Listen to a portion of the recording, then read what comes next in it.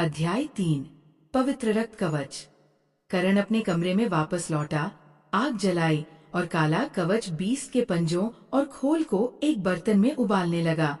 उसके पास न तो कोई विशेष उपकरण था और न ही कोई तकनीक, इसलिए वह केवल सबसे साधारण तरीके से खोल से जीनो सार निकाल सकता था।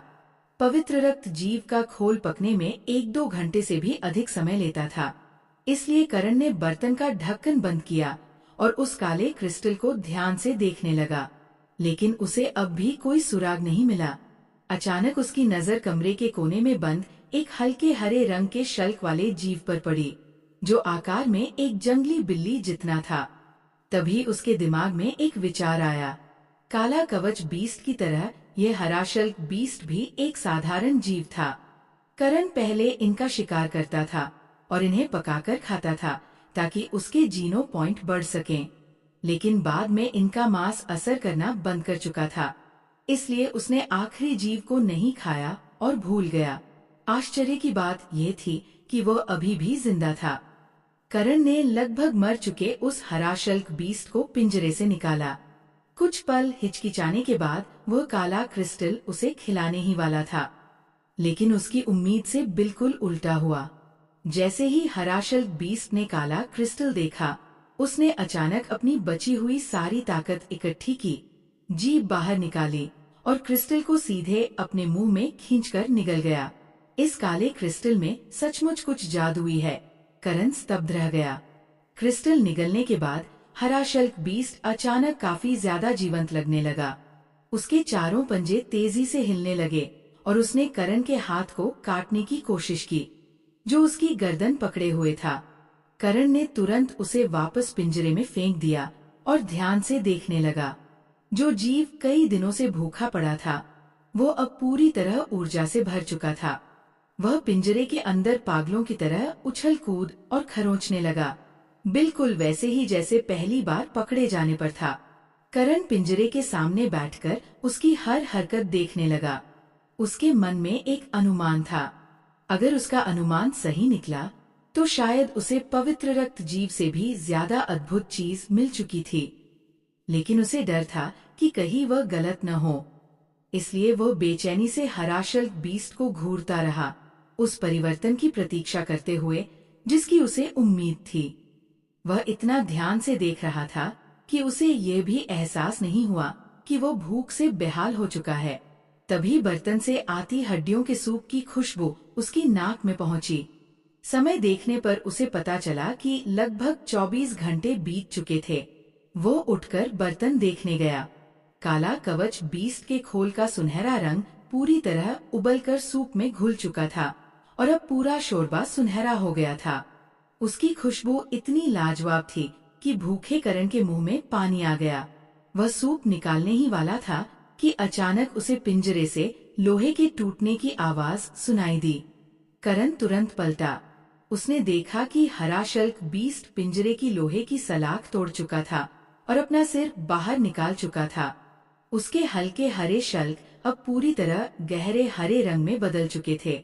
उसके दांत बेहद नुकीले हो गए थे और चारों पंजों के सिरे लोहे के कांटों जैसे दिख रहे थे। वह लगभग पिंजरे से बाहर निकलने ही वाला था। करण खुशी से चौंक गया। उसने तुरंत अपनी कमर से खंजर निकाला और पिंजरे की ओर दौड़ा। उसने खंजर सीधे हरा शल्क बीस्ट के पेट में घोंप दिया और जोर से घुमा दिया। हरा शल्क बीस्ट तड़पना बंद कर गया। प्रिमिटिव हरा शल्क बीस्ट मारा गया। कोई बीस्ट सोल प्राप्त नहीं हुआ। प्रिमिटिव हरा शल्क बीस्ट का मांस खाने से यादृच्छिक रूप से 0 से 10 जीनो पॉइंट प्राप्त हो सकते हैं। अजीब आवाज फिर से करण के दिमाग में गूंजी। वह पूरी तरह स्तब्ध रह गया। प्रिमिटिव हरा शल्क बीस्ट, प्रिमिटिव जीव, तो ये क्रिस्टल सचमुच जीवों को विकसित कर सकता है। करण खुशी से पागल होने वाला था। उसे समझ ही नहीं आ रहा था कि प्रतिक्रिया कैसे दे। काफी देर बाद उसने खंजर से हरा शल्क बीस्ट का पेट चीर दिया। अंदर उसे वही कबूतर के अंडे जितना बड़ा काला क्रिस्टल मिला। उसने उस पर लगे खून की परवाह किए बिना उसे 2 बार चूम लिया, फिर साफ करके दोनों हाथों में ऐसे पकड़ लिया मानो कोई अमूल्य खजाना हो। तो सच में यही कारण था कि काला कवच बीस्ट पवित्र रक्त जीव बना। अगर यह हरा शल्क बीस्ट आगे विकसित होता रहता तो क्या यह भी पवित्र रक्त जीव बन सकता था?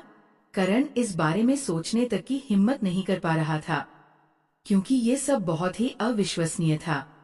वह इतना उत्साहित था कि क्रिस्टल पकड़ते समय उसके हाथ कांप रहे थे।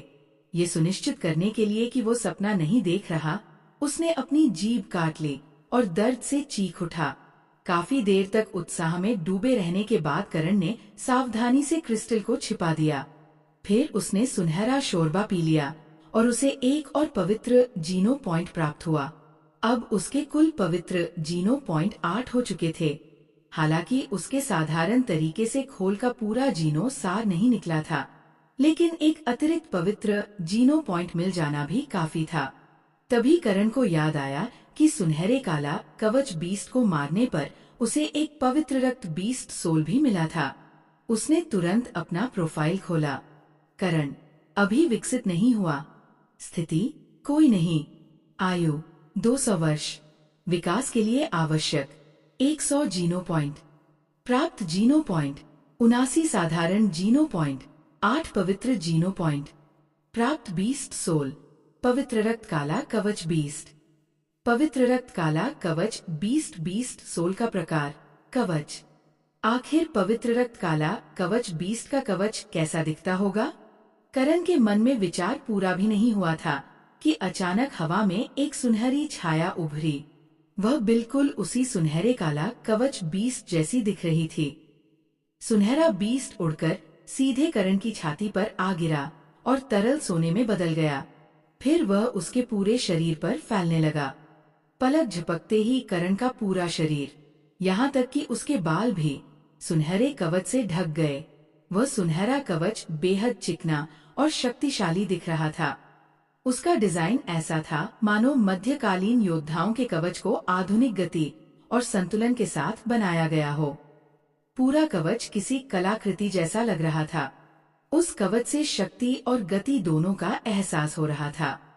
करण का शरीर उसमें और भी लंबा, तेज और राजसी दिखाई दे रहा था, मानो उसके अंदर विस्फोटक ताकत भरी हो। धातु जैसी चमक के साथ वह कवच बेहद शानदार और मजबूत लग रहा था। पहली नजर में वो स्वर्ण संतों के सुनहरे कवच जैसा प्रतीत होता था। फर्क बस इतना था कि ये कवच सिर से पैर तक पूरे शरीर को ढकता था। सिर्फ जोड़ों के पास कुछ छोटे अंतर थे, जहाँ कवच के हिस्से एक दूसरे पर चढ़े हुए थे, ठीक वैसे ही जैसे काला कवच बीस्ट के शरीर में कमजोर जगहें होती थी। करण ने कवच पहनकर अपने शरीर को हिलाया डुलाया। उसे बिल्कुल भी भारीपन या जकड़न महसूस नहीं हुई, बल्कि उसे ऐसा लगा मानो उसका शरीर पहले से हल्का और ऊर्जा से भरा हुआ हो। वाकई ये पवित्र रक्त बीस्ट सोल का कवच है। ये उन प्रिमिटिव बीस्ट सोल कवचों से कहीं ज्यादा शानदार है जिन्हें मैं स्टील आर्मर शेल्टर में देखा करता था। करण खुशी से झूम उठा। वह पहले हमेशा उन लोगों से ईर्ष्या करता था जिनके पास प्रिमिटिव बीस्ट सोल कवच होते थे। उसने कभी सपने में भी नहीं सोचा था कि एक दिन उसके पास खुद का पवित्र रक्त बीस्ट सोल कवच होगा। अध्याय 4 पुराना घर। याते ग्रुप के अध्यक्ष झाओ यालोंग ने तीसरा विकास पूरा कर लिया है और चौथे दिव्य लोक में प्रवेश कर चुके हैं। वे इतिहास के 83वें इंसान बन गए हैं जिन्होंने चौथे दिव्य लोक में कदम रखा। उनकी आयु अब 500 वर्ष हो चुकी है और उन्हें अर्ध देवता का दर्जा प्राप्त हुआ है। रायकोट गैलेक्सी के प्रतिभाशाली युवक लांगे ने 100 म्यूटेशन जीनो पॉइंट्स के साथ दूसरे दिव्य लोक में प्रवेश किया है। उसकी आयु अब 300 वर्ष हो चुकी है और उसे विकसित मानव का दर्जा मिला है। प्रतिनिधि सभा के अध्यक्ष हेमिंगवे ने कल समुद्री तारे जैसे अर्ध देवता जीव का शिकार किया और ऐसा करने वाले पहले इंसान बने। विशेषज्ञों के अनुसार अगले 10 वर्षों में कोई न कोई व्यक्ति चौथा विकास पूरा करके 5वें दिव्य लोक में प्रवेश करेगा। वर्चुअल स्क्रीन पर लगातार समाचार चल रहे थे। करण अभी अभी स्टील आर्मर शेल्टर से टेलीपोर्ट होकर बाहर आया था। विकसित मानव, पारगामी, अर्ध देवता, इस काले क्रिस्टल के साथ मैं ये सब हासिल कर सकता हूँ, बल्कि इससे भी आगे जा सकता हूँ। करण ने मुट्ठी भींची और टेलीपोर्ट स्टेशन से बाहर निकलकर मैग्लेव ट्रेन से घर की ओर चल पड़ा।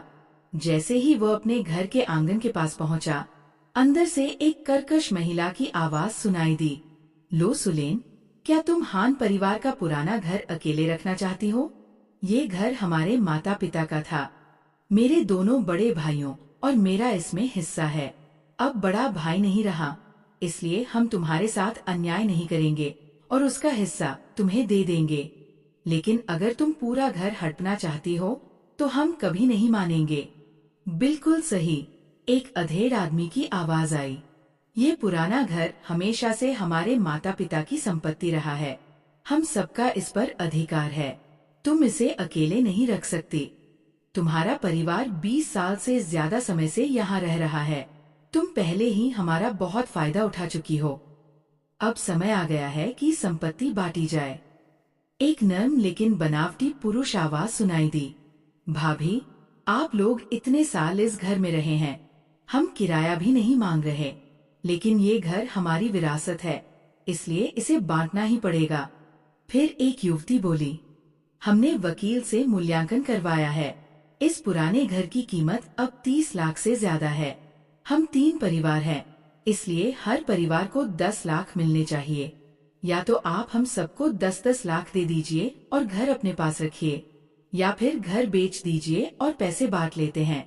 हमें दोनों में कोई समस्या नहीं है। हाँ, अब जबकि बड़ा भाई नहीं रहा, हम उसकी विधवा और बच्चों पर अत्याचार नहीं करेंगे। पहली महिला फिर बोली, या तो पैसे दे दो या घर बेच दो, फैसला तुम्हारा है। एक दुखी महिला की आवाज सुनाई दी। भाई बहन, मुझे मजबूर मत करो, तुम लोग हमारी हालत जानते हो। हमारे पास 20 लाख नहीं है, तो घर बेच दो। वह कर्कश महिला तुरंत चिल्लाई, अगर घर ही नहीं रहेगा तो हम कहाँ रहेंगे? करण ने अभी अभी पढ़ाई पूरी की है और हान यान अभी स्कूल जाने वाली है। भाभी, ये ठीक बात नहीं है। क्या सिर्फ तुम्हें ही परेशानियां हैं? एक महिला बोली, तुम्हारे बच्चे करण और हान यान तो केवल सामान्य सरकारी शिक्षा में पढ़ते हैं, जबकि मेरा बेटा हान हाओ प्राइवेट स्कूल में पढ़ता है। उसकी फीस भरते भरते मेरे बाल सफेद हो गए। दीदी सही कह रही हैं, वो नर्म आवाज वाला आदमी बोला। हम सब मुश्किल में हैं, सभी को पैसों की जरूरत है। क्यों न घर बेच दिया जाए? आप भी कुछ पैसे ले लेना और हान यान की पढ़ाई का खर्च निकाल लेना। कुल मिलाकर बात साफ है, युवती ने ठंडी आवाज में कहा। या तो पैसे दो या घर बेचो। घर के बाहर खड़ा करण ये सब सुनकर गुस्से से कांप उठा। उसने दरवाजा जोर से खोला। अंदर उसकी माँ आंसू बहा रही थी और अपनी छोटी बेटी हान यान को सीने से लगाए बैठी थी। 5 साल की हान यान डर के मारे अपनी माँ से चिपकी हुई थी। उसकी बड़ी बड़ी आंखों में भय साफ दिखाई दे रहा था। दूसरी ओर 2 आदमी और 2 औरतें आराम से बैठे मुस्कुरा रहे थे, मानो उन्हें कोई फर्क ही न पड़ता हो। तुम लोगों की हिम्मत कैसे हुई यहाँ आकर पुराने घर में हिस्सा मांगने की? करण ने गुस्से से उस मोटी औरत की ओर उंगली उठाई।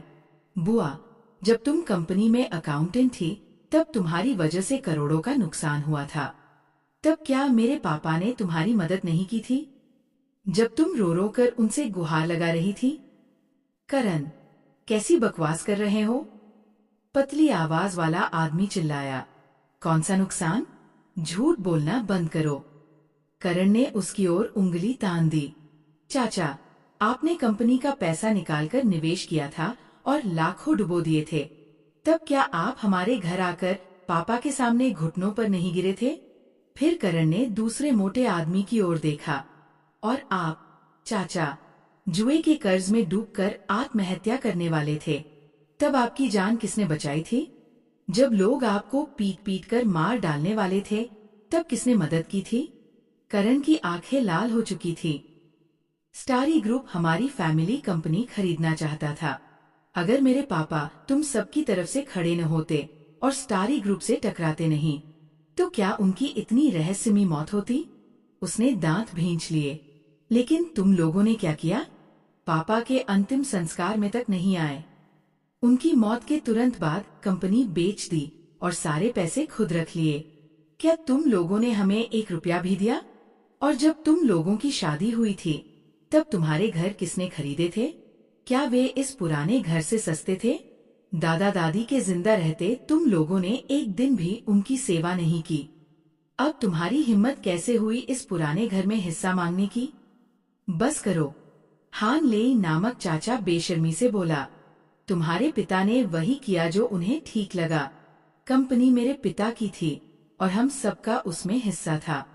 वो हमारे लिए फैसला नहीं कर सकते थे और कंपनी के पैसे कैसे खर्च करने हैं, ये हमारा अधिकार है। सही कहा, हान यूमेई चिल्लाई। तुम्हारे पिता तानाशाह थे। हम तो सिर्फ अपना पैसा वापस ले रहे हैं। ज्यादा बातें मत करो। या तो पैसे दो या घर बेच दो, नहीं तो कोर्ट में मिलेंगे और वहां तुम लोग हार जाओगे। इसके बाद वे सब मिलकर करण के दिवंगत पिता को दोष देने लगे। करण गुस्से से कांप रहा था। उसे अपने पिता के लिए बेहद दुख और अन्याय महसूस हो रहा था। जब उसके पिता ने कंपनी संभाली थी, तब वो सिर्फ एक छोटी सी कंपनी थी जिसकी कीमत मुश्किल से 1-2 लाख थी। उन्होंने दिन रात मेहनत करके उसे इतना बड़ा बनाया। उन्हें अपने परिवार का भी ध्यान रखना पड़ता था और रिश्तेदारों की गलतियां भी सुधारनी पड़ती थी। कई बार कंपनी पैसों की कमी के कारण दिवालिया होने की कगार पर पहुंच गई थी और अंत में उन्होंने कंपनी के लिए अपनी जान तक दे दी। लेकिन उनकी मौत के बाद उन्हीं रिश्तेदारों ने उनकी पत्नी और बच्चों को सताना शुरू कर दिया, जिनकी उन्होंने पूरी जिंदगी मदद की थी। जब करण के पिता जिंदा थे, तब वे हमेशा कहा करते थे, हम परिवार हैं, आपस में झगड़ने की क्या जरूरत? लेकिन आज वही बात सबसे बड़ा मजाक बन चुकी थी। अगर सच में उन्हें पैसों की जरूरत होती, तो करण शायद बिना कुछ कहे हिस्सा दे देता। लेकिन बाहर खड़े उनके निजी विमान ही करोड़ों के थे। कंपनी बेचने के बाद उन्हें कम से कम करोड़ों रुपए मिले थे, जो सब उन्होंने खुद रख लिए। करण के परिवार को एक पैसा तक नहीं दिया गया था। ऐसे में ये मानना असंभव था कि उनके पास 10 लाख भी नहीं है।